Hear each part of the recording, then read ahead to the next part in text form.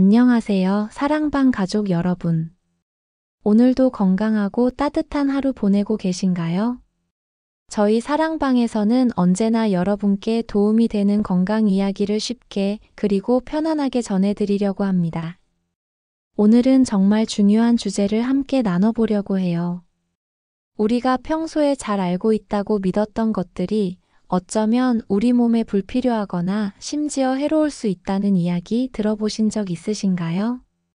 바로 약, 특히 우리가 흔히 복용하는 해열제나 진통제, 그리고 일상적으로 접하게 되는 여러 가지 약물에 관한 이야기입니다.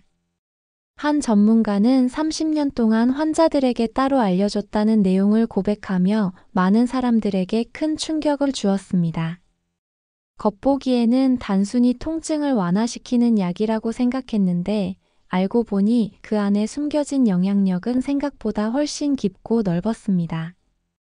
오늘 저희 사랑방에서는 그 내용을 하나하나 정리해서 누구나 이해할 수 있도록 풀어드릴게요.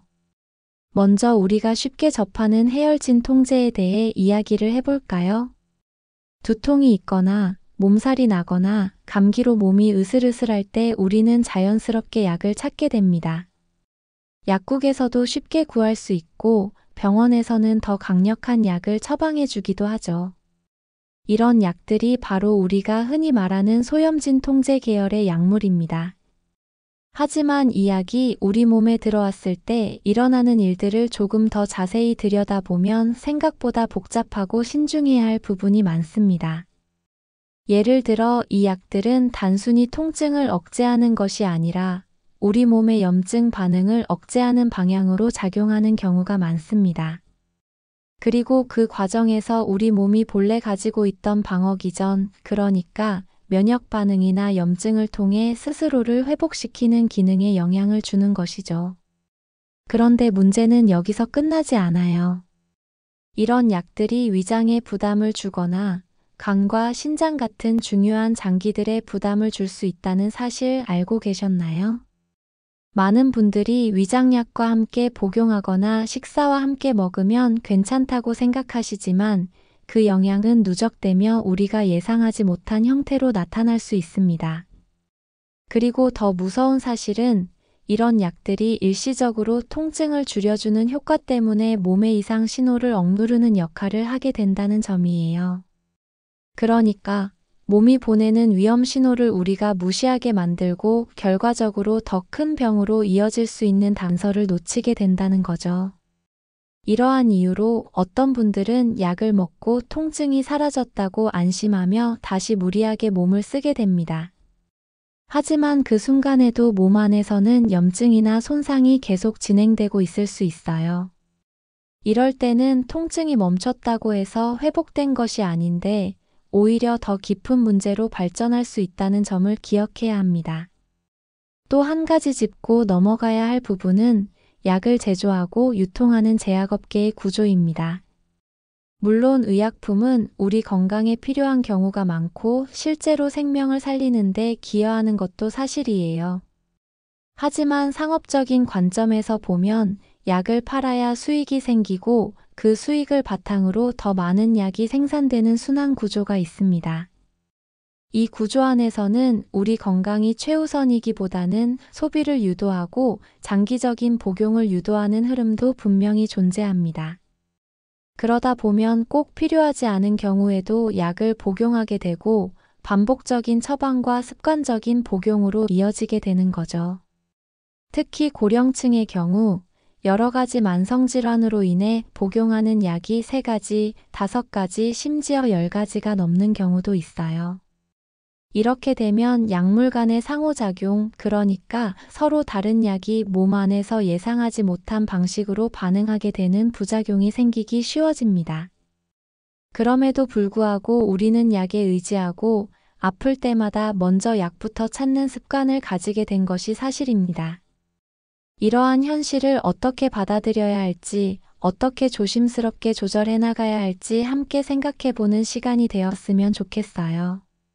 오늘 사랑방에서 전해드리는 이야기는 여러분께 당장 약을 끊으라는 말이 아닙니다. 다만 내가 지금 복용하고 있는 약이 정말 나에게 꼭 필요한 것인지, 그리고 그것이 어떤 원리로 작용하고 있는지에 대해 조금 더 관심을 가지자는 거예요. 스스로에게 묻고 때로는 더 신중하게 의료진과 상의하며 불필요한 약물의 반복적인 사용을 줄이는 것, 그것이 결국 건강을 지키는 첫걸음이 될 수 있습니다. 이번 이야기에서는 해열 진통제를 중심으로 약물의 작용 원리, 부작용 가능성, 그리고 우리가 놓치기 쉬운 구조적인 문제들에 대해 다뤄보았어요. 이어지는 내용에서는 우리 몸이 왜 스스로 회복하려는 힘을 가졌는지, 약 없이도 회복이 가능한 상황은 어떤 것인지, 그리고 그 회복력을 키우기 위해 우리가 실천할 수 있는 방법들을 차근차근 소개해 드릴게요. 우리 몸은 본래 스스로를 회복하는 능력을 지니고 있습니다. 상처가 나면 시간이 지나면서 아물고 감기에 걸려도 어느 정도 시간이 지나면 자연스럽게 호전되곤 하죠. 이것이 바로 몸의 자생력 혹은 면역력이 작동하는 과정입니다. 그렇다면 왜 우리는 이처럼 스스로 낳는 힘이 있음에도 불구하고 약에 의존하게 되었을까요? 그 이유는 불편함과 통증을 참는 것이 어렵기 때문입니다. 현대 사회에서는 조금만 아파도 일을 쉬기 어렵고 일상생활이 어려워지기 때문에 약을 통해 증상을 완화하는 선택을 하게 됩니다.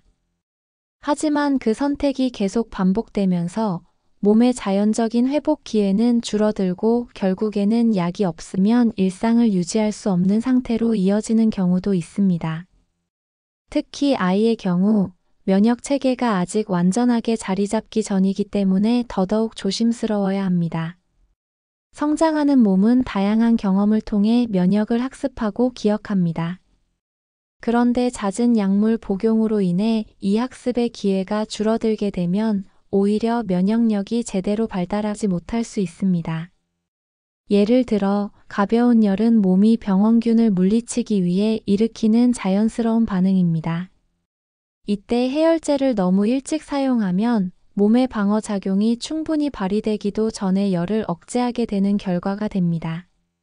결국 병원균이 완전히 제거되지 못하고 증상이 길어지거나 더 잦은 재발로 이어지는 경우가 생기기도 하죠. 또한 어린 시절부터 약에 너무 익숙해지면 성인이 되었을 때 자가회복에 대한 믿음보다는 항상 약을 먼저 찾는 습관이 생기게 됩니다. 몸에 조금만 이상이 생겨도 스스로 이겨낼 수 있다는 감각보다는 외부의 도움 없이는 안 된다는 불안감이 더 커지는 것이죠.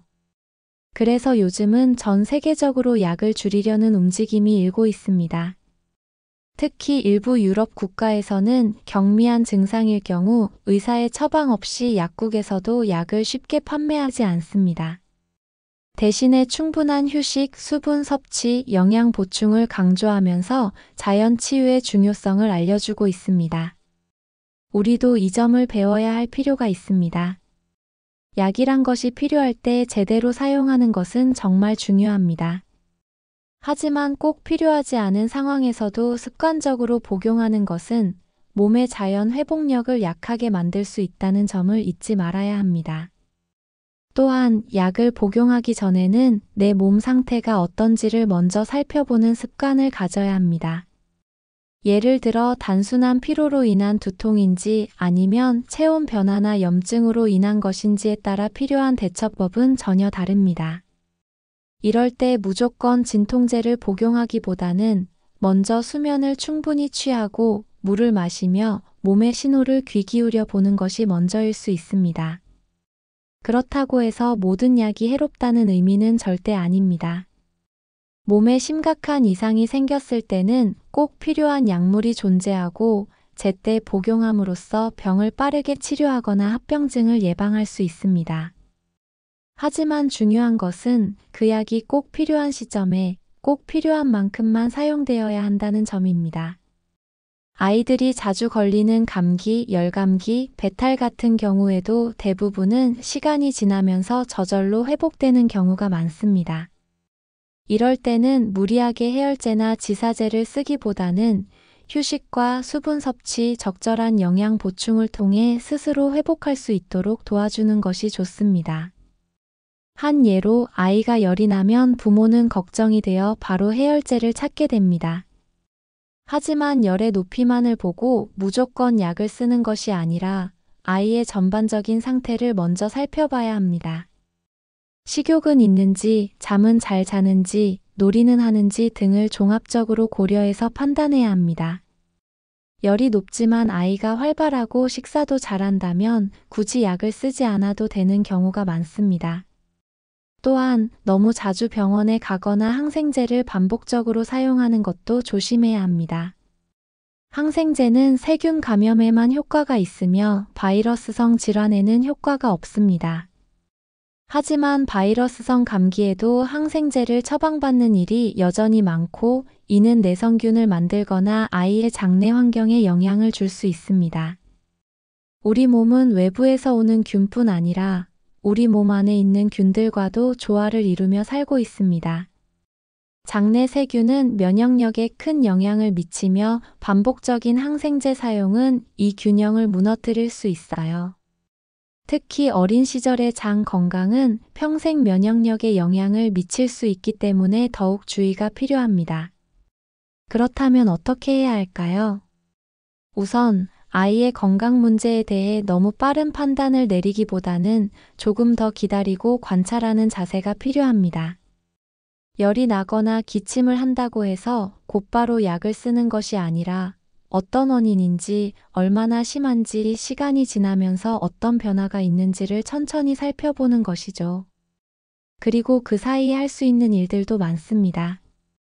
충분한 수면을 취하게 하고 따뜻한 물이나 보리차 같은 수분을 자주 마시게 하며 과일이나 채소 같은 자연식품을 통해 몸에 필요한 영양을 공급하는 것도 중요합니다. 약 없이도 회복하는 과정을 겪어본 아이는 자신의 몸에 대한 신뢰를 갖게 됩니다. 그리고 이런 경험은 훗날 성인이 되어서도 몸에 이상이 생겼을 때 당황하지 않고 침착하게 대응하는 데 큰 도움이 됩니다. 이번 이야기에서는 몸의 회복력을 지키는 것이 왜 중요한지, 그리고 약에 의존하지 않고도 건강을 돌볼 수 있는 방법들에 대해 살펴보았습니다. 이어지는 내용에서는 실제로 우리가 일상에서 실천할 수 있는 구체적인 방법들, 예를 들면 집에서 할 수 있는 자연요법, 음식으로 면역력을 키우는 습관들, 그리고 마음가짐에 이르기까지 다양한 내용을 담아드릴게요. 우리 몸은 단순한 기계가 아닙니다. 우리는 감정을 느끼고 환경에 따라 반응하며 마음과 몸이 함께 움직이는 존재입니다. 그래서 몸의 건강만큼이나 마음의 상태도 중요한 이유가 여기에 있습니다. 특히 아이들의 경우에는 심리적인 안정감이 면역력과 회복력에 깊은 연관이 있습니다.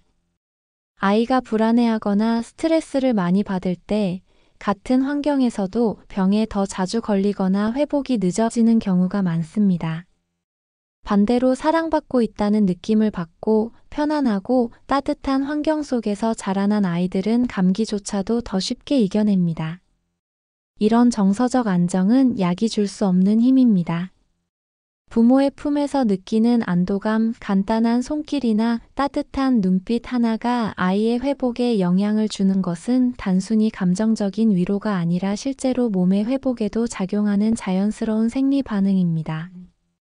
그래서 아이가 아플 때 가장 먼저 필요한 것은 약보다도 함께 있어주는 시간일 수 있습니다. 열이 날 때도 옆에서 부드럽게 손을 잡아주고 조용히 이마를 쓰다듬으며 이야기해주는 것. 이런 것들이 몸과 마음을 함께 다독여주는 진짜 회복의 시작점이 됩니다. 그리고 아이가 스스로 회복할 수 있는 경험을 하도록 도와주는 것도 중요합니다. 열이 조금씩 내려가고 기침이 덜해지고 몸이 다시 가벼워지는 과정을 스스로 느끼고 기억하게 해주는 거죠. 이 과정은 단순한 병의 회복을 넘어 자기 몸에 대한 신뢰와 건강한 자존감으로 이어집니다. 또한 집안 환경 역시 아이의 회복에 큰 영향을 줍니다. 실내 공기가 너무 건조하거나 먼지가 많으면 호흡기에 부담을 줄 수 있고 조명이 지나치게 강하거나 소음이 많은 환경에서는 회복이 더뎌질 수 있습니다. 따뜻한 조명과 적절한 습도, 조용한 분위기, 그리고 간단한 아로마 향처럼 마음을 편안하게 해주는 요소들이 회복을 도와주는 환경이 됩니다. 음식 역시 마찬가지입니다. 아이가 감기에 걸리거나 배탈이 났을 때 무조건 음식을 끊는 것보다 소화가 잘 되는 따뜻한 죽이나 국물, 잘 익은 과일 등으로 영양을 천천히 보충해 주는 것이 좋습니다. 이때 억지로 먹이기보다는 아이가 먹고 싶어 할 때 천천히 조금씩 먹게 하는 것이 좋아요. 그리고 평소에도 아이가 면역력을 키울 수 있도록 돕는 습관이 필요합니다. 균형 잡힌 식사, 규칙적인 수면, 햇빛을 받으며 뛰노는 시간들, 그리고 건강한 놀이 문화까지 모두 포함됩니다. 이런 것들이 쌓여서 아이의 몸을 튼튼하게 만들어주고 약 없이도 건강하게 자라날 수 있는 기반이 됩니다. 어린 시절부터 약을 줄이고 자연적인 회복을 돕는 습관을 들인 아이는 성인이 되었을 때도 건강에 대한 기준이 다르게 설정됩니다. 작은 증상에 민감하게 반응하기보다 왜 그런 증상이 나타났는지를 생각하고 스스로의 생활을 점검해 보는 습관을 갖게 되는 거죠. 결국 건강을 유지하는 힘은 외부에서 주어지는 것이 아니라 자신 안에서 시작되는 것임을 깨닫게 되는 것입니다. 또 한 가지 잊지 말아야 할 것은 우리 어른들의 모습이 아이들에게 그대로 전달된다는 사실입니다. 부모가 조금만 아파도 약부터 찾고 병원에 의존하는 모습을 보이면 아이 역시 그런 방식으로 건강을 관리하게 됩니다. 하지만 어른이 스스로 몸을 돌보고 식습관이나 생활 습관을 통해 회복하려는 노력을 보인다면 아이도 자연스럽게 그런 태도를 배우게 됩니다.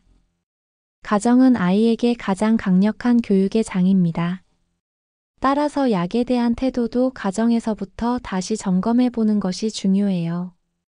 의심 없이 먹고 있는 약이 있다면 그 약이 왜 필요한지, 지금도 여전히 필요한지, 혹시 줄일 수 있는 방법은 없는지를 가족끼리 함께 이야기해 보는 것도 좋은 시작이 될 수 있습니다. 그리고 가능하다면 주기적으로 약 복용 내역을 점검해 보는 것이 좋습니다. 가끔은 병원에서 받은 약이 효과가 없는 것 같다고 느끼면서도 그저 버릇처럼 계속 복용하는 경우도 있어요. 의사와의 상담을 통해 약을 줄이거나 대체할 수 있는 방법을 모색하는 것도 하나의 건강한 선택이 됩니다. 약을 먹지 않는다고 해서 무조건 좋은 것도 아니고 약을 먹는다고 해서 무조건 나쁜 것도 아닙니다. 가장 중요한 것은 지금 이 약이 꼭 필요하냐는 질문에 솔직하게 대답할 수 있는가입니다. 그 대답을 바탕으로 약을 대하는 태도와 습관이 바뀌고 결국 우리 몸은 더 건강한 방향으로 나아가게 됩니다.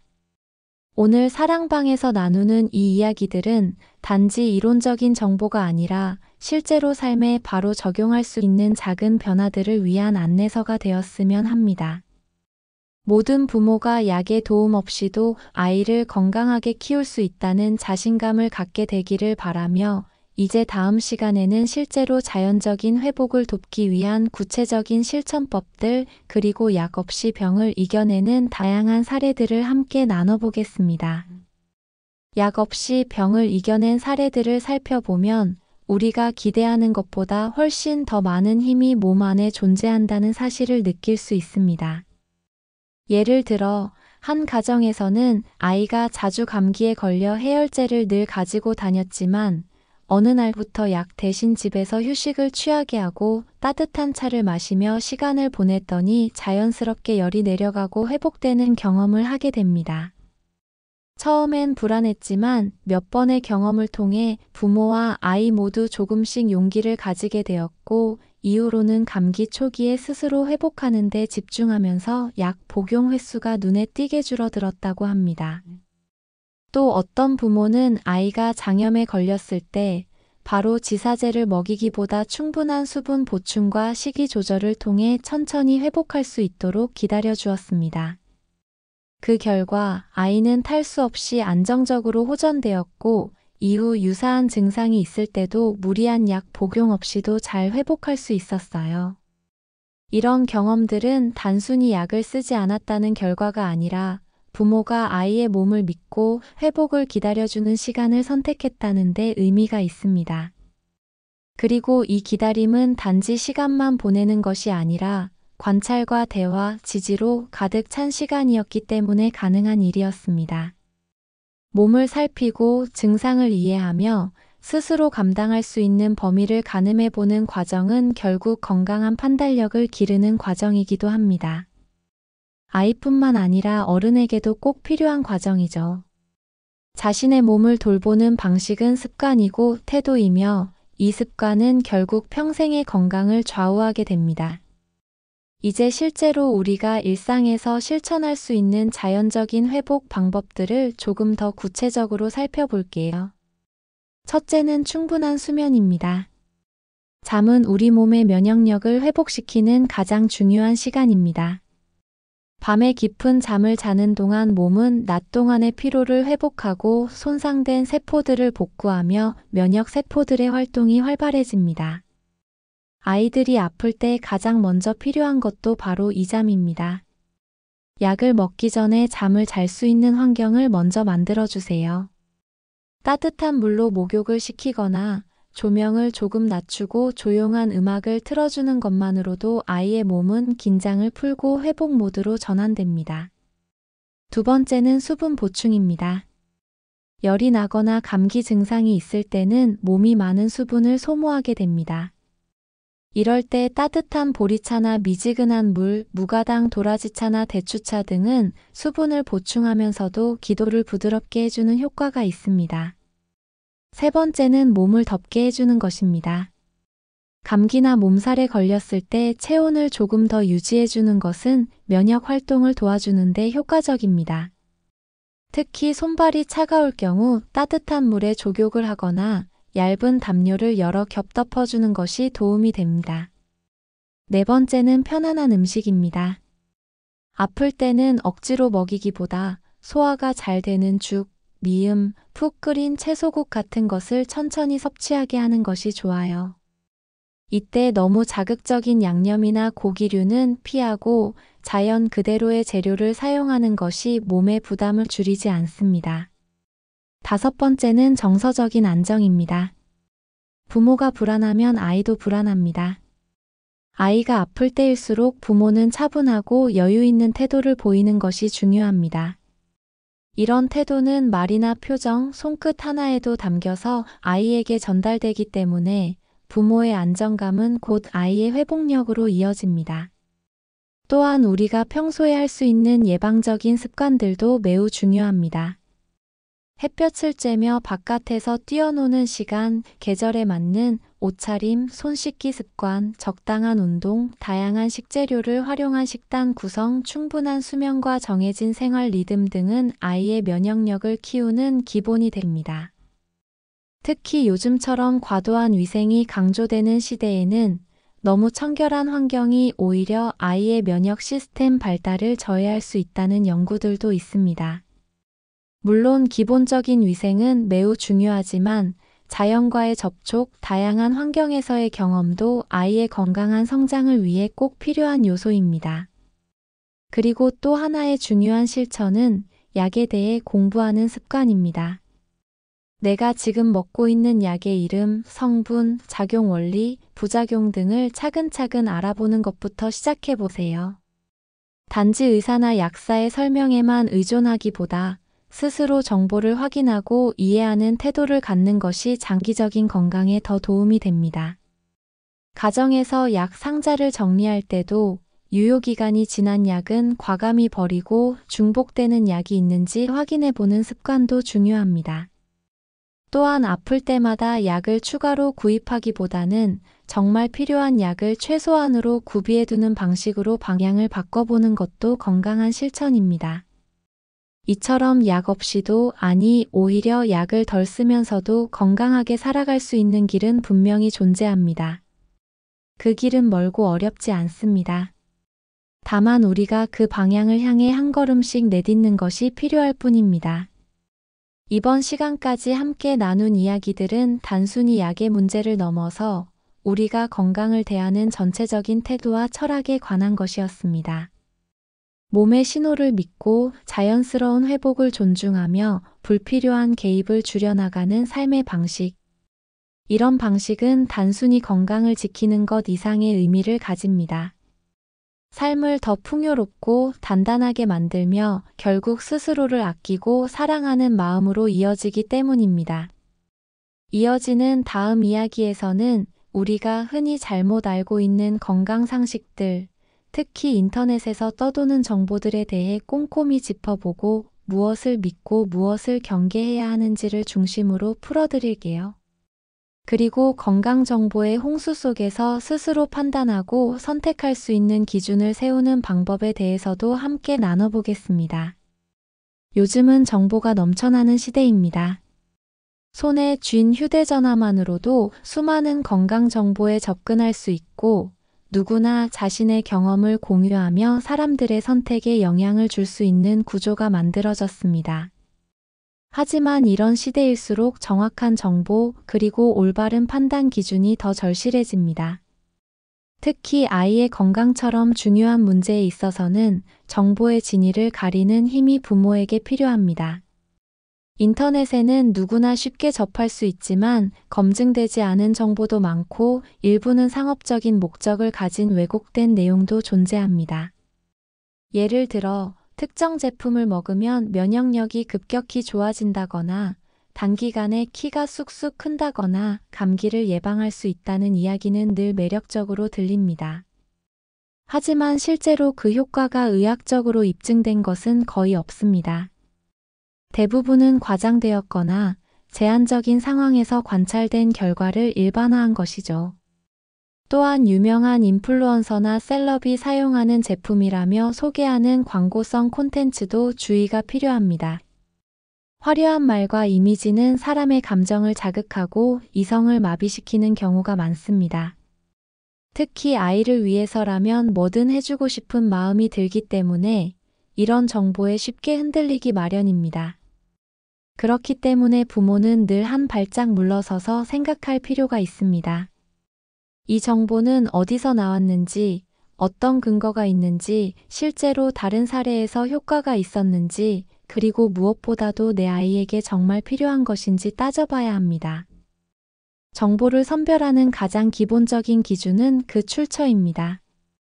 보건복지부, 질병관리청, 대한의사협회 등과 같은 공식 기관에서 제공하는 정보는 신뢰할 수 있는 기준이 됩니다. 또한 세계보건기구나 유럽의학청, 미국 질병통제센터 같은 해외 기관의 자료도 많은 도움이 됩니다.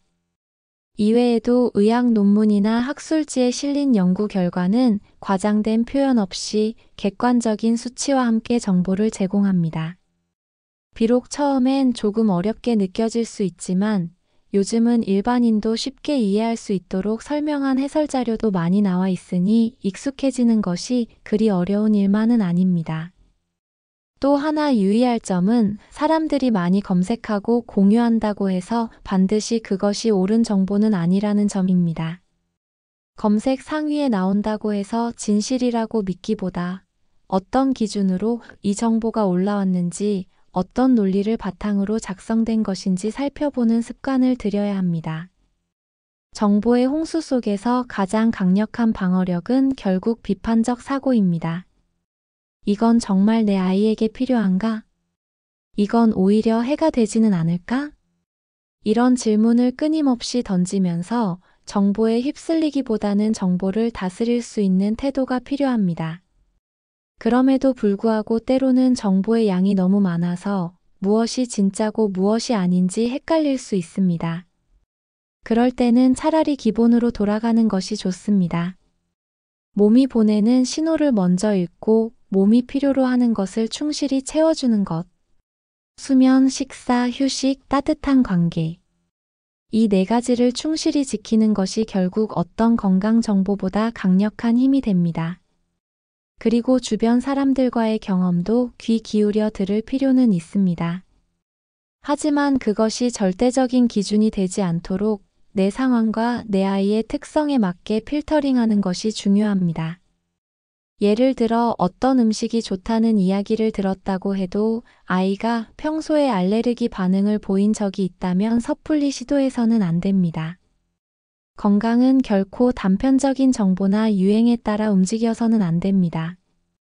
오랜 시간 동안 쌓아온 몸의 감각과 평소에 지켜온 생활 습관, 그리고 스스로에 대한 이해를 바탕으로 하나하나 점검하면서 만들어가야 하는 것입니다. 이제는 다시 약 이야기로 돌아와 봅니다.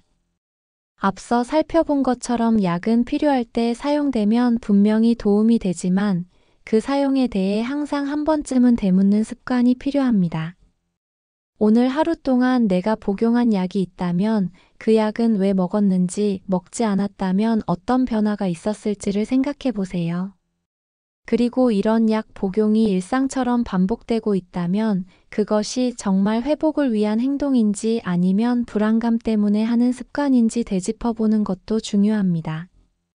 이런 습관은 스스로를 더 깊이 이해하게 만들고 내 몸을 더 믿게 만들어줍니다.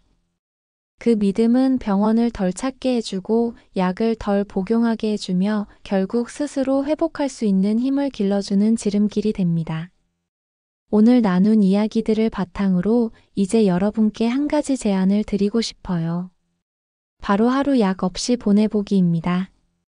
물론 심각한 질환이 있거나 꼭 필요한 약을 복용하고 있는 분들에게 해당하지는 않겠지만 평소 습관처럼 먹는 영양제나 진통제, 위장약 같은 경우를 한번 멈추고 내 몸의 상태를 지켜보는 하루를 가져보는 겁니다. 생각보다 불편함이 없을 수도 있고 혹시 불편함이 있다면 그 원인을 다시 돌아보게 될 수도 있습니다. 그리고 이 과정을 반복하다 보면 몸의 감각이 조금씩 깨어나고 필요 이상의 약물을 줄이는 방향으로 자연스럽게 이동하게 됩니다. 이러한 경험은 약을 끊는 것이 아니라 약을 올바르게 대하는 법을 배우는 과정입니다. 그리고 그 과정은 결국 나와 가족의 건강을 지키는 데 있어 더 넓은 길로 이끄는 시작이 됩니다. 지금까지 5번째 이야기에서는 정보의 홍수 속에서 건강한 판단을 내리는 방법, 그리고 약 없이 하루를 보내보는 작은 실천을 제안해 드렸습니다. 이어지는 이야기에서는 약을 줄이는 것에서 나아가 생활 전반에서 우리 몸을 아끼는 다양한 방식들, 특히 자연요법이나 대체요법에 대해 조심스럽게 접근해 보며 함께 생각해 보는 시간을 가져보겠습니다. 자연요법이라는 말 한 번쯤 들어보신 적 있으실 거예요. 자연의 힘으로 몸을 회복시키는 방법. 사람에 따라서는 조금 낯설거나 혹은 너무 오래된 방법이라고 느낄 수도 있지만 사실 이 자연적인 회복의 원리는 우리가 늘 경험해온 가장 기본적인 치유 방식입니다. 예를 들어 어릴 적 무릎이 까졌을 때 어른들은 약보다도 먼저 상처를 씻고 바람을 쐬게 하거나 상처가 마르도록 그대로 두곤 했습니다. 살짝 데었을 땐 찬물에 오래 담그는 것만으로도 어느 정도 통증이 줄어드는 경험을 해본 적이 있으실 겁니다. 이처럼 우리 몸은 외부의 도움 없이도 기본적인 회복을 할 수 있도록 설계되어 있습니다. 자연요법은 이런 원리에 기대어 몸을 다시 건강한 균형으로 이끌어가는 방법입니다. 대표적인 자연요법으로는 온열요법, 냉찜질, 햇볕 쬐기, 공기욕, 식물요법, 호흡훈련, 수면 개선 등이 있습니다. 이 중에서 몇 가지는 일상 속에서 누구나 쉽게 실천할 수 있는 것들이에요. 먼저 온열요법을 예로 들어볼게요. 몸이 아플 때 따뜻하게 해주는 것은 정말 중요한 회복 방법입니다. 특히 복부나 아랫배, 발바닥, 등 쪽을 따뜻하게 하면 혈액순환이 좋아지고 면역세포의 활동도 활발해집니다. 요즘은 전기 찜질기나 따뜻한 물주머니를 활용해서 쉽게 온기를 줄 수 있어요. 반대로 급성 염증이나 부기에는 냉찜질이 도움이 되기도 합니다. 다만 냉찜질은 짧은 시간 동안만 사용하는 것이 좋고 피부에 직접 얼음을 대는 것보다는 천으로 감싸서 사용하는 것이 안전합니다. 햇볕을 쬐는 것도 중요한 자연요법 중 하나입니다. 햇볕은 피부를 통해 비타민 D를 생성하게 해주고 뼈 건강뿐 아니라 면역 조절에도 큰 역할을 합니다. 하루에 20분 정도만 바깥에서 햇볕을 받으며 산책을 해도 기분도 좋아지고 몸의 리듬도 안정됩니다. 특히 오전의 햇살은 우리 몸의 생체 리듬을 조절하는 데 아주 중요한 역할을 해요. 공기욕이라는 개념도 있습니다. 바깥의 신선한 공기를 온몸으로 느끼는 것인데 실제로 실내에서만 오래 지내는 것보다 주기적으로 바람을 맞으며 외부의 공기를 들이마시는 것이 몸에 활력을 줍니다. 실내 공기도 하루에 여러 번 환기해주는 것이 중요하고 가능하다면 창을 열고 스트레칭이나 가벼운 호흡 운동을 하는 것도 좋습니다. 식물요법은 말 그대로 식물의 힘을 이용한 치유 방식입니다. 허브티, 생강차, 대추차, 도라지청 같은 전통적인 음료도 여기에 속해요.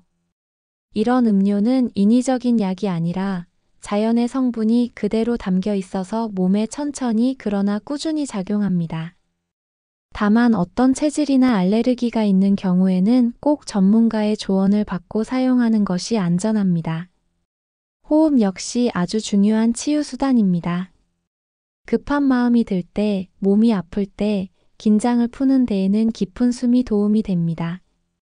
특히 복식호흡처럼 배로 숨을 들이마셨다가 길게 내쉬는 방식은 자율신경을 안정시켜주고 혈압을 낮추며 스트레스 반응을 완화시켜줍니다. 수면은 자연요법의 핵심 중 하나입니다. 아무리 좋은 약을 먹어도 잠을 제대로 자지 못하면 회복이 어렵습니다. 잠을 잘 자기 위한 환경을 만드는 것도 중요해요. 조명을 줄이고 자기 전 전자기기 사용을 멈추며 조용하고 따뜻한 분위기를 만들어주는 것. 이런 작은 습관들이 결국 수면의 질을 높이고 몸을 자연스럽게 회복의 길로 인도합니다. 이렇게 자연요법은 하나하나의 방법만 보자면 아주 단순하고 평범해 보일 수도 있지만 이 모든 것이 우리 몸의 흐름에 맞춰 조화롭게 이어질 때 진짜 힘을 발휘하게 됩니다. 그리고 중요한 것은 이 방법들이 반드시 약을 대체하려는 것이 아니라 약 없이도 몸이 회복할 수 있는 여건을 만들어주는 데 있다는 점이에요. 또 하나 기억해야 할 점은 어떤 요법도 일시적인 효과에만 의존해서는 안 된다는 것입니다. 자연요법은 꾸준함이 생명입니다. 하루 이틀 해보고 변화가 없다고 포기하기보다는 적어도 몇 주간은 지속하면서 몸의 반응을 살펴보는 인내가 필요합니다. 이러한 접근은 특히 아이들에게 더 적합할 수 있습니다. 아직 성장 중인 몸은 부작용이나 약물 반응에 더 민감하고 오히려 자연스러운 자극에 더 빠르게 반응할 수 있기 때문이죠. 아이들이 자연요법을 경험하게 되면 자신의 몸에 대해 더 깊이 이해하게 되고 병에 걸렸을 때도 두려워하기보다는 스스로 이겨낼 수 있다는 자신감을 가지게 됩니다. 예를 들어 열이 날 때 따뜻한 물수건으로 몸을 닦아주고 조용히 이마를 식혀주면서 휴식을 유도하는 것. 배가 아플 때는 미지근한 물을 천천히 마시게 하거나 복부를 부드럽게 마사지해주는 것. 기침이 날 때는 도라지차나 꿀물을 조금씩 먹게 해주는 것. 이런 일들은 모두 약이 필요 없는 작은 자연요법이자 아이의 회복을 도와주는 진짜 치료법이 될 수 있습니다. 다만 여기서 중요한 점은 이러한 자연요법들이 전문 치료를 대체하는 것이 아니라는 사실입니다. 심각한 증상이 있거나 일정 시간 안에 호전되지 않을 때는 반드시 의료적인 판단이 필요합니다. 자연요법은 그저 일상적인 불편함을 줄이고 몸이 제 기능을 되찾을 수 있도록 도와주는 부드러운 도구일 뿐이에요. 오늘 이 이야기까지 함께 오신 여러분께는 이미 충분한 관심과 정성이 있다는 것을 느낄 수 있어요. 이런 분들이라면 자연요법을 실천할 수 있는 힘도 그 효과를 몸소 느낄 수 있는 감각도 분명히 있으실 거라 믿습니다. 다음 이야기에서는 아이와 가족 전체의 생활 습관을 점검하며 약 없이 건강하게 지내기 위한 집안의 구조와 환경 그리고 대화법에 이르기까지 생활 밀착형 건강 습관들에 대해 하나하나 짚어보도록 하겠습니다. 가정은 가장 작은 병원이자 가장 오래 머무는 치유의 공간입니다. 병원은 치료를 위해 잠시 방문하는 곳이지만 가정은 하루의 대부분을 보내며 몸과 마음을 회복하는 공간이죠. 그래서 집안의 구조와 분위기, 그리고 가족 간의 대화는 건강에 직접적인 영향을 미칩니다. 먼저 집안 환경부터 살펴볼게요. 공기는 맑은지, 먼지는 없는지, 습도는 적절한지, 조명은 따뜻한지 이런 요소 하나하나가 아이의 회복력과 기분에 영향을 줍니다. 건조한 공기나 먼지가 많은 환경에서는 기침이 더 오래가고 피부도 예민해지기 쉽습니다. 따뜻하고 촉촉한 공기는 호흡기에 부담을 덜어주고 숙면을 돕습니다. 창문을 하루 두세 번 열어주는 것만으로도 공기순환이 되고 실내에 갇힌 먼지와 이산화탄소가 밖으로 나갑니다. 공기청정기도 좋지만 자연환기의 효과는 그보다 훨씬 큽니다. 비가 오는 날이 아니라면 매일 몇 분씩이라도 실내 공기를 바꿔주는 습관을 가지는 것이 좋습니다. 두 번째는 조명입니다. 밝고 차가운 형광등 아래서는 몸이 쉬지 못합니다. 특히 밤에는 따뜻한 색의 조명으로 바꿔주고 자기 전에는 조명을 최대한 낮추는 것이 숙면에 도움이 됩니다. 몸은 어두워지면 휴식을 준비하고 밝아지면 활동을 준비하는 리듬을 가지고 있기 때문에 조명의 변화만으로도 회복력이 달라질 수 있어요. 세 번째는 소리입니다. 너무 시끄럽거나 소리가 일정하지 않으면 몸은 끊임없이 자극에 반응하면서 긴장하게 됩니다. 특히 회복이 필요한 시기에는 조용한 환경이 더욱 중요합니다. 부드러운 음악이나 자연의 소리를 틀어주는 것도 방법이 될 수 있습니다. 네 번째는 정리된 공간입니다. 지나치게 어질러진 환경은 시각적으로도 스트레스를 주고 몸을 무겁게 만들 수 있어요. 모든 공간을 완벽하게 정리할 필요는 없지만 최소한 아이가 머무는 공간만이라도 단정하게 정리해주는 것이 회복을 돕는 환경이 됩니다. 다섯 번째는 향입니다. 집안에 은은한 향이 있으면 마음이 안정됩니다.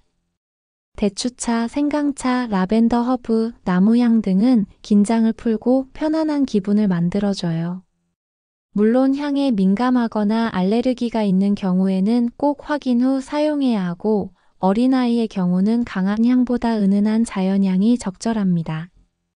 이제 가족 간의 대화로 넘어가 볼게요. 가장 큰 치유는 말에서부터 시작됩니다. 몸이 아플 때 누군가의 따뜻한 말 한마디는 어떤 약보다 더 큰 힘이 됩니다. 괜찮아, 조금 쉬면 나아질 거야. 내 몸은 참 잘하고 있어.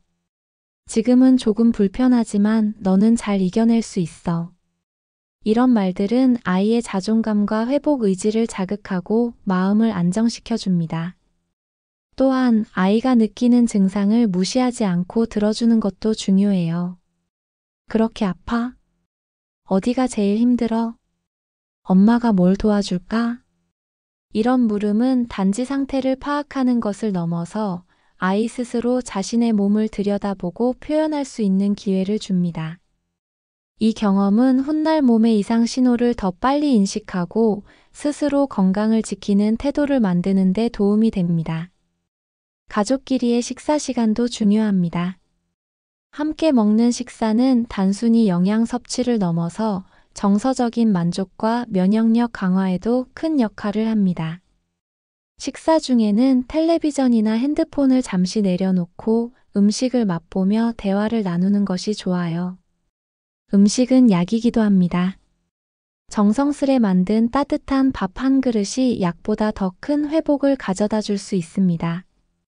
또한 병이 나았을 때 역시 너는 스스로 잘 이겨냈네. 라고 말해주는 것도 큰 의미가 있습니다.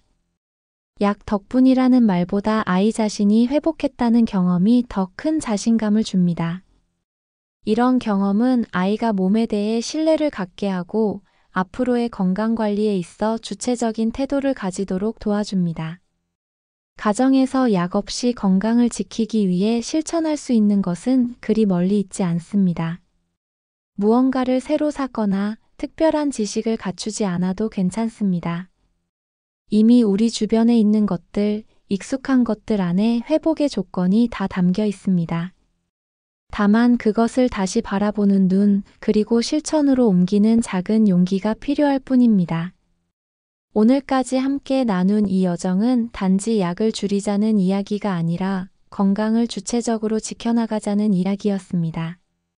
몸의 신호를 귀 기울여 듣고 스스로 회복할 수 있다는 믿음을 되찾고 정보의 홍수 속에서도 중심을 잃지 않기. 이 모든 것이 여러분 가정 안에서 천천히 그러나 꾸준히 시작되기를 바랍니다. 이제 마지막으로 지금까지 이야기한 내용을 간단히 정리해보며 오늘 여정을 마무리해보려고 해요. 그리고 곧 이어지는 마지막 회차에서는 건강한 삶을 위한 생각의 전환, 그리고 약보다 더 강력한 회복의 힘이 어디에 있는지를 함께 나눠보도록 하겠습니다. 이제까지 우리는 약 없이 건강을 지켜내는 여러 길을 함께 살펴보았습니다. 단순히 약을 줄이자는 것이 아니라 내 몸의 소리를 더 잘 듣고 그 흐름에 맞춰 회복을 도와주자는 이야기였어요. 이제는 그 모든 이야기를 하나의 결론으로 이끌어 보려고 합니다. 그 결론은 아주 단순합니다. 건강은 결국 신뢰에서 시작된다는 것입니다. 몸에 대한 신뢰, 회복에 대한 신뢰, 그리고 삶의 과정에 대한 신뢰. 이 세 가지는 약보다 강하고 병보다 오래가는 힘입니다. 우리는 언제부터인가 몸이 아프면 고장난 기계처럼 느끼고 고쳐야 할 대상으로 여기게 되었어요. 하지만 몸은 스스로 회복하는 능력을 가지고 있고 그 능력은 감탄할 만큼 섬세하고 치밀하게 작동합니다. 조금 불편한 증상도 사실은 회복을 위한 신호이고 과정일 수 있습니다. 열이 나는 건 바이러스나 세균을 이겨내기 위한 준비이고 기침은 호흡기를 깨끗하게 만들려는 반응이고 설사는 해로운 것을 빨리 내보내려는 본능이죠. 이런 반응을 억제하려고만 한다면 오히려 몸이 하려는 일을 방해하는 셈이 됩니다. 우리가 해야 할 일은 그 과정을 믿고 조용히 곁에서 도와주는 것입니다. 수면을 보장해주고 따뜻한 차를 건네고 과한 자극을 줄여주는 것. 이런 사소한 배려들이 회복을 빠르게 만들고 몸이 혼자 싸우지 않도록 함께 해주는 역할을 합니다. 마음의 상태도 회복에 영향을 줍니다. 두려움이 많으면 같은 증상도 더 크게 느껴지고 불안하면 작은 변화에도 과하게 반응하게 됩니다. 반면 몸에 대한 신뢰가 있으면 조용히 기다릴 수 있고 필요한 조치를 신중하게 선택할 수 있습니다. 특히 아이를 키우는 부모라면 이 믿음을 아이에게도 나눠줘야 합니다. 아이가 열이 날 때 괜찮아, 너는 회복하는 중이야. 라고 말해줄 수 있는 태도. 아이의 몸을 믿는 만큼 아이 스스로도 자신의 몸을 믿게 됩니다. 삶에 대한 신뢰 역시 중요합니다. 삶은 늘 일정하게 흐르지 않습니다. 감기처럼 예상치 못한 변화가 찾아오고 예상보다 오래 머물기도 해요. 하지만 그 모든 순간에도 삶은 여전히 우리를 회복으로 이끌고 있고 우리가 할 일은 그 흐름에 동참하는 것입니다. 건강을 지키기 위해 무엇보다 필요한 것은 이렇듯 신뢰를 바탕으로 한 기다림과 관찰입니다. 빠르게 고치려는 조급함보다 천천히 회복을 돕는 인내가 더 중요합니다. 바로 여기에 약보다 강한 힘이 있고 그것이 진짜 건강의 기초가 됩니다. 이제 삶 전체를 하나의 순환으로 바라볼 필요가 있습니다. 잘 자고, 잘 먹고, 잘 쉬고, 잘 느끼고, 잘 표현하는 삶. 이 5가지가 조화를 이룰 때 몸은 자연스럽게 제자리를 찾고 건강한 흐름을 유지하게 됩니다.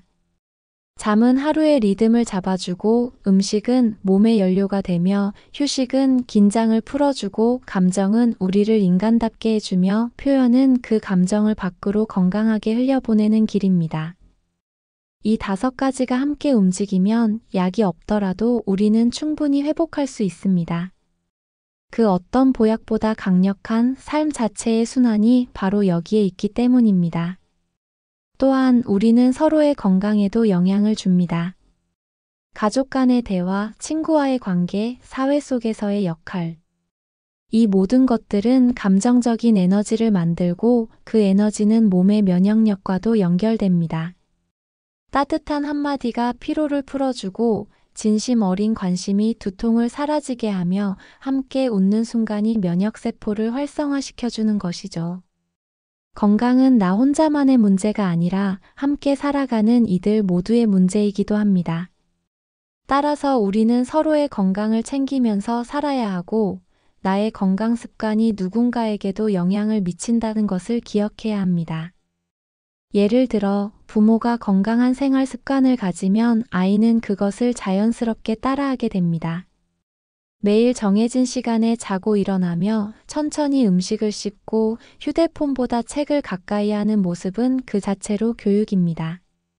건강은 특별한 순간에만 챙기는 것이 아니라 아주 평범한 날들의 반복에서 만들어집니다. 습관처럼 반복되는 일상 속에 건강이 있고 그 습관을 조금씩 바꿔나갈 때 삶도 함께 변합니다. 그래서 건강은 의지가 아니라 연습입니다. 오늘 이 대본을 읽고 계신 여러분은 이미 건강한 삶을 위한 첫걸음을 떼셨다고 생각합니다. 이런 관심과 의문이 모여 결국 나를 변화시키고 가족을 변화시키고 삶의 방향을 바꿔놓게 될 것입니다. 지금 이 순간 몸 어딘가가 조금 불편하시다면 잠시 눈을 감고 스스로에게 물어보세요. 내가 진짜 필요한 것은 약일까 아니면 휴식일까? 지금 이 증상은 내게 무엇을 말해주려는 걸까? 이 질문에 진심으로 귀 기울이는 순간부터 회복은 이미 시작되고 있습니다. 이것이 약 없이 살아간다는 것의 본질입니다. 스스로를 돌보고 몸의 흐름을 존중하고 삶을 다시 믿기 시작하는 일. 사랑방에서 오늘 나눈 이 긴 이야기들이 여러분 마음에 하나의 씨앗으로 심어졌기를 바랍니다. 그리고 그 씨앗이 자라 여러분 각자의 방식으로 건강한 삶을 꽃피우기를 진심으로 응원합니다. 곧 이어지는 마지막 두 회차에서는 지금까지 이야기한 모든 내용을 정리하면서 실제 생활 속에 어떻게 적용할 수 있을지를 아주 구체적으로 정리해 드릴게요. 지금까지 많은 이야기를 나누어 왔습니다. 약 없이 회복한다는 것은 단지 약을 피하는 행동이 아니라 나와 내 가족, 그리고 우리가 살아가는 방식 전체를 되돌아보는 일이라는 것을 함께 느껴보셨을 거예요. 이제 그동안 나눈 내용을 실제 삶 속에서 어떻게 실천할 수 있을지 하나하나 정리해 보겠습니다. 가장 먼저 할 수 있는 일은 약 상자를 정리하는 것입니다. 우리 집에 어떤 약들이 있는지, 어떤 약은 이미 오래되어 쓸 수 없게 되었는지, 겹치는 약은 없는지 확인해 보세요. 이 과정은 단지 정리를 넘어서 내가 약을 어떤 기준으로 받아들이고 있는지를 되돌아보게 해줍니다. 사용법을 모른 채 보관만 하고 있던 약, 증상이 달라졌는데도 그냥 먹고 있던 약이 있다면 그 자체로 조심해야 할 신호입니다. 그리고 약 없이 지내는 하루를 계획해 보세요.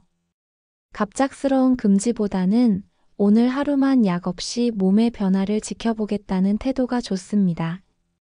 이 과정에서 몸이 어떤 반응을 보이는지를 관찰하고 어떤 불편함이 있었는지 기록해두면 다음 판단에 도움이 됩니다. 그 다음은 생활 습관을 점검하는 것입니다. 수면 시간은 일정한지, 식사는 균형 잡혀 있는지, 충분한 햇볕을 쬐고 있는지, 몸을 움직이는 시간이 있는지를 하나씩 체크해 보세요. 너무 이상적인 기준을 세우기보다는 지금보다 조금 나아지기 위한 구체적인 목표를 세우는 것이 더 현실적입니다. 예를 들어 매일 밤 12시 넘어서 잠든다면 오늘부터는 11시 50분에 잠자리에 드는 것을 시도해 보세요. 햇볕을 쬐는 시간이 없다면 식사 후 10분만이라도 바깥을 걷는 것부터 시작해도 좋습니다. 하루 3번의 식사를 모두 차리기 어렵다면 아침 한 끼만이라도 집에서 따뜻하게 먹는 걸 실천해 보세요. 작은 변화 하나가 다음 습관을 만들어냅니다. 그리고 그렇게 생긴 습관은 약을 대체할 수 있는 힘이 됩니다. 아이들과의 관계에서도 적용할 수 있어요. 아이에게 약 먹자라는 말보다 따뜻한 차 한 잔 마실래? 라고 말해보세요. 이 약 먹으면 안 아파져라는 말보다 너는 지금도 잘 회복하고 있어라고 말해보는 거죠. 그렇게 하면 아이는 병을 이겨낸다는 경험보다 회복하는 자신을 인식하게 됩니다. 그리고 병이 나았을 때 다 나아서 다행이야 보다 너의 몸이 스스로 이겨냈구나라고 말해주세요. 이 말은 단순한 표현이 아니라 아이의 몸에 대한 신뢰를 키워주는 마법과도 같은 문장이 될 수 있습니다.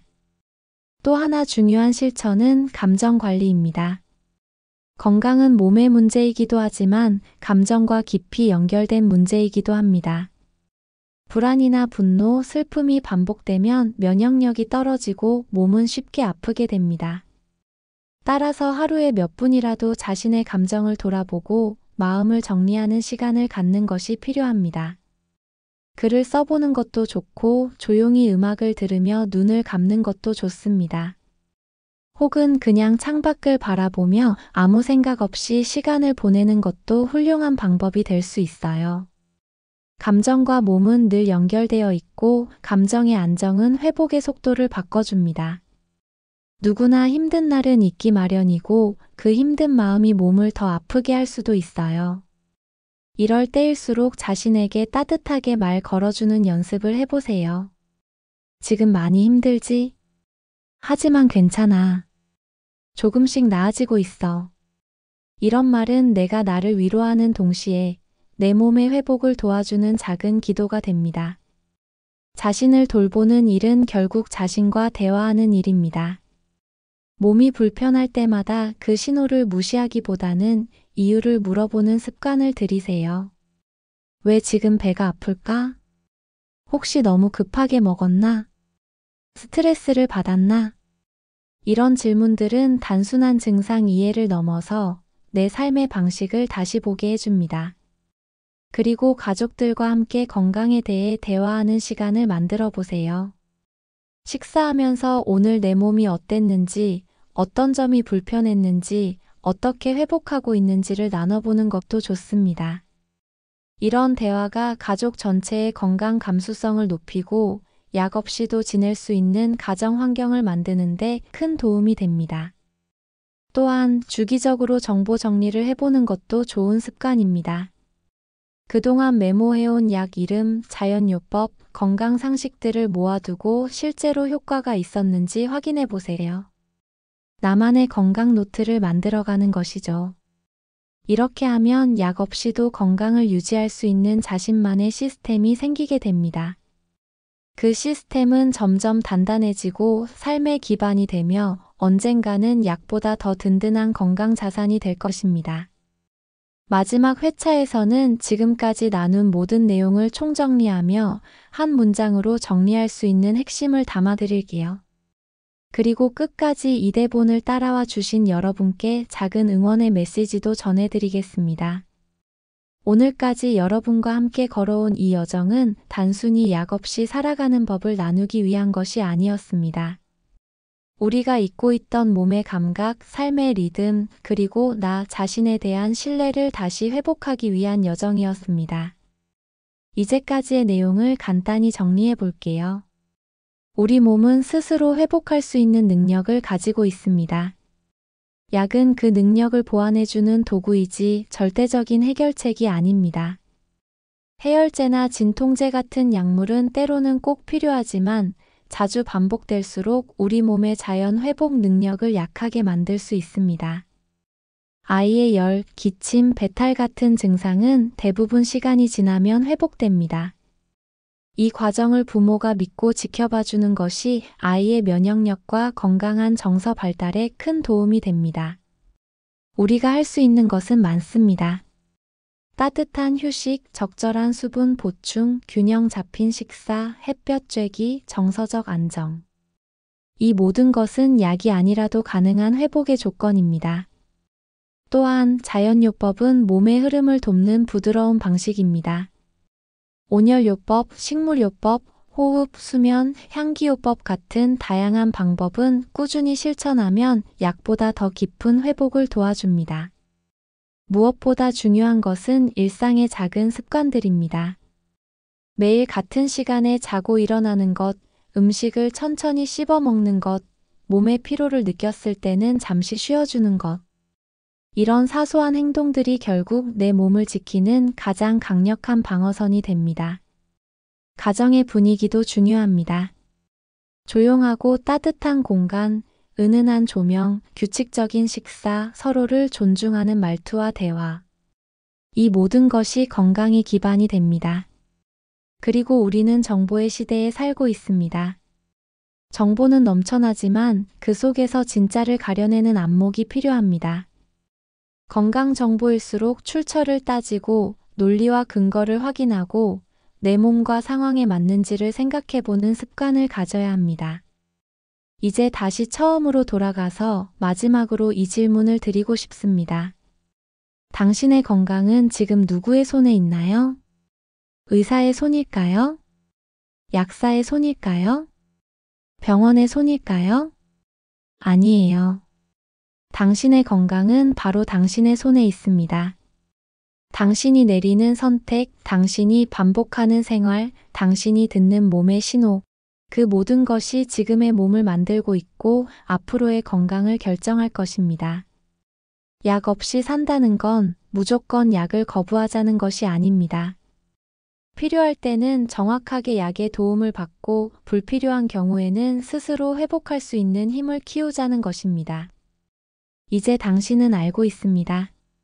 몸은 생각보다 강하다는 것을, 몸은 회복하려는 의지가 있다는 것을, 그리고 당신은 그 회복의 조력자가 될 수 있다는 것을.